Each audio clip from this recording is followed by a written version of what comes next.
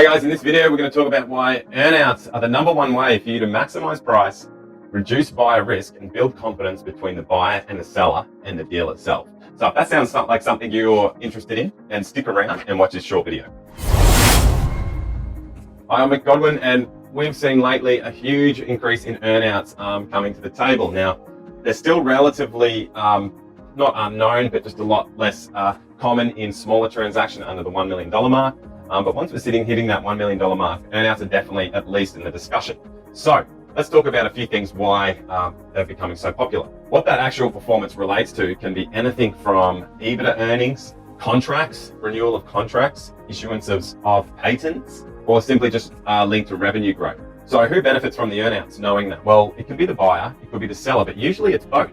Because when looking at purchasing any financial or revenue generating assets, whether it be real estate or bonds or stocks or businesses themselves, it's always tied to a risk. Now, the more risk that's involved, the higher the expected returns. So therefore, when you consider about, 50% of small businesses in Australia, and the ATO, I think, states that that's a small business is anything that has revenue under a $10 million mark. So that definition is a bit loose, but 50% of those businesses don't make it through 2 years. So there is a huge amount of risk when entering the small, especially or medium business market in Australia. So implementing an earnout helps reduce a lot of that risk and puts a little bit more emphasis on the seller. It's in their best interest to, at least continue on that business, help for a smoother transaction, and maybe keep their estimates of the future potential of the business in check. Because that future potential could be true, and that's all well and good. So structuring some payments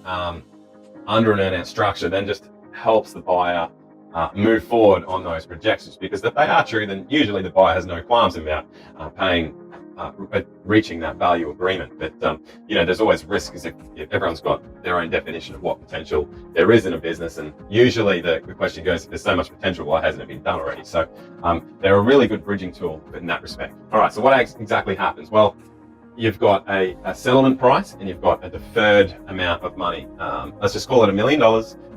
At settlement, it's $600,000. Moving forward in 6 months, it could be another $200,000 is paid, and then another $200,000 paid in 12 months. So what that can really do, it allows you to put a price tag on potential, which is extraordinarily difficult in any other way. And it acts as a deal catalyst for bridging the perceived value gaps that the buyer and the seller have. But it's not all necessarily advantages just in terms of getting a deal done. From a seller's perspective, it could be a really good way to minimize tax, and especially any tax burdens if you've got a really large sum of money coming all in one.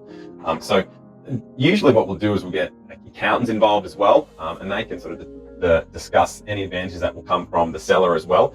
Not all sellers want to stay in the business for a prolonged period of time if they're ready to sell, but if they can see tens or even hundreds of $1,000s difference in tax advantages, then usually that's a really good prompt to get them to enter their earnout agreement. Now, there's more than plenty of positive reasons of what an earnout can bring to the table, but there are a lot of sort of negative or concerns that surround what an earnout can do to a deal. So just because the concept of an earnout is simple, they can actually be really difficult to put together, because the primary disadvantage of an earnout is either party, both buyer and seller, can manipulate the outcome in that particular business if they have those sort of controlling mechanisms in place to really affect what the end of the earnout does. If the seller is in charge, they can sort of neglect long-term strategy and do things for short-term goals, short-term being that 6 or 12 or 18 months that the earnouts are tied to.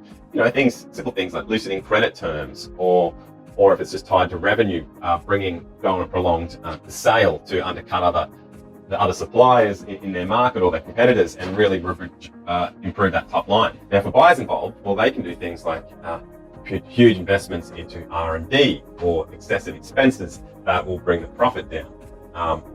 And they could just put the prices up to stop that short-term revenue growth. So there's a lot, the framework of an earnout really has to be quite strong and in agreement from the buyer and seller. And what those buyer and seller are going to do in that preceding 6 to 12 months is really important for them to work together. Now, usually you've got a buyer that wants to do well in the business and bring the business forward, and you've also got a seller that wants to hit their goals, but also wants the buyer to, grow the business and take it from where they've left it. So 9 times out of 10, that they go on without a hitch or without any malice, at least, in the deal. But every now and then these things happen, so it's important to get a really strong structure around the framework of the earnout. So in conclusion, earnouts can be really beneficial, but they should be used as a last resort to help bridge that valuation gap.